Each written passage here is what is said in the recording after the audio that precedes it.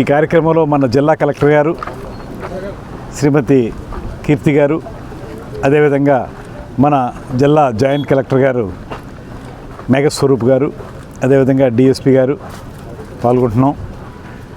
ఈరోజు ప్రధానంగా రేపు 18వ తారీఖున శనివారం నాడు స్వచ్ఛాంధ్రకి సంబంధించి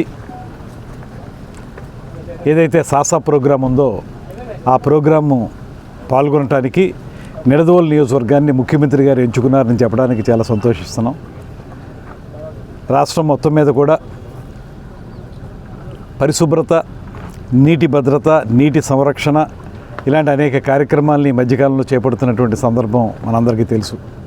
ఒక పక్కన మనకి నీటి సంరక్షణ కార్యక్రమాలు జరుగుతున్నాయి, మరో పక్కన ప్రతి శనివారం కూడా, ప్రతి 3వ శనివారం థర్డ్ సాటర్డే ఈ స్వచ్ఛాంధ్రకు సంబంధించినటువంటి కార్యక్రమాలను చేపడుతున్నారు. అందులో భాగంగా చారిత్రాత్మక నిడదవోలు పట్టణానికి ముఖ్యమంత్రి గారు 18న వస్తున్నారు. ఆ సందర్భంగా ఎక్కడెక్కడ ఏ కార్యక్రమాలు చేయాలనేటువంటి అంశాల మీద కలెక్టర్ గారు, జాయింట్ కలెక్టర్ గారు, మున్సిపల్ ఆర్డీ గారు, డిఎస్పీ గారు అందరం కలిసి విజిట్ చేయడం జరిగింది. ప్రధానంగా ఒక పక్కన పూర్తి స్థాయిలో మనం స్వచ్ఛతకు సంబంధించి చేయవలసిన కార్యక్రమాలు, ఇక్కడ మనకి మాలకోడు చెరువు అనేటువంటిది ఏదైతే ఉందో నిడదవోలు పట్టణంలో ఆ చెరువుని, అదేవిధంగా మరో పక్కన చినకాశీ రేవుని, ఇలా 4-5 ప్రదేశాలను చూసాం. అక్కడ ఉన్నటువంటి స్వచ్ఛతా కార్యక్రమాలు ఏం చేయాలనేటువంటి దాని మీద కూడా పూర్తిగా ఆలోచిస్తున్నాం. వాటర్ స్టోరేజు, అదేవిధంగా రేపొద్దున్న హెవీ రెయిన్స్ వచ్చినా కూడా ఇళ్లలోకి నీరు రాకుండా ఉండాలంటే మన మాలకోడు చెరువుని అభివృద్ధి చేసుకోవాలి, దాంతోపాటు సుందరీకరించాలనేటువంటి మాట కూడా అనుకుంటూ దాన్ని ప్రధానమైనటువంటి అంశంగా తీసుకుంటున్నాం. దాంతోపాటు మరిన్ని కార్యక్రమాలు, రెయిన్ వాటర్ హార్వెస్టింగ్కి సంబంధించి కూడా కొన్ని కార్యక్రమాలు ఆలోచిస్తున్నాం. ఆ కార్యక్రమాన్ని చేసుకుని ప్రజావేదికని, ఇప్పుడు మనం కూర్చున్న ప్రదేశంలో ప్రజావేదికని ఏర్పాటు చేయాలని, ఆ తర్వాత ఏ నియోజకవర్గానికి వెళ్ళినా, ఏ జిల్లాకి వెళ్ళినా అక్కడ ఖచ్చితంగా ముఖ్యమంత్రి గారు కార్యకర్తల సమావేశం నిర్వహిస్తారు.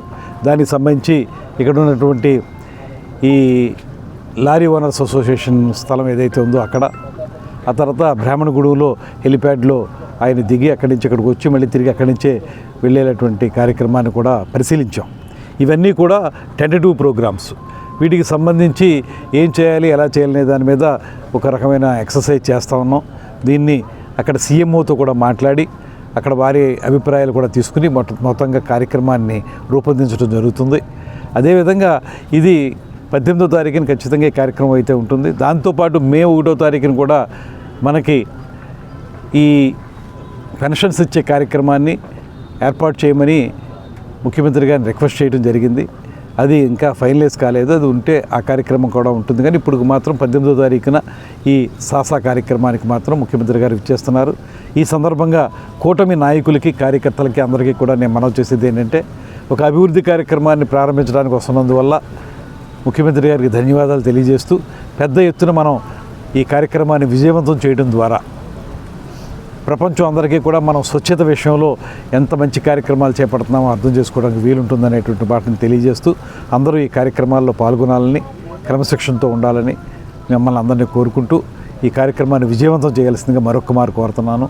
అదేవిధంగా ఆ రోజు ఎస్టీపీ ప్లాంట్కు సంబంధించి కానీ ఏదైతే మనం 5.5 కోట్ల రూపాయల నిధులు తీసుకొచ్చి ఈ మధ్య మనం మాలకోడు చెరువును అభివృద్ధి చేయాలనుకుంటున్నామో దానికి సంబంధించి కానీ ముఖ్యమంత్రి గారు కీలకమైన ప్రకటనలు చేసేదానికి అవకాశం కూడా ఉంది. అది కూడా అందరూ పరిగణలోకి తీసుకోవాలని చెప్పి మరొకసారి కోరుకుంటూ సెలవు తీసుకుంటున్నాను.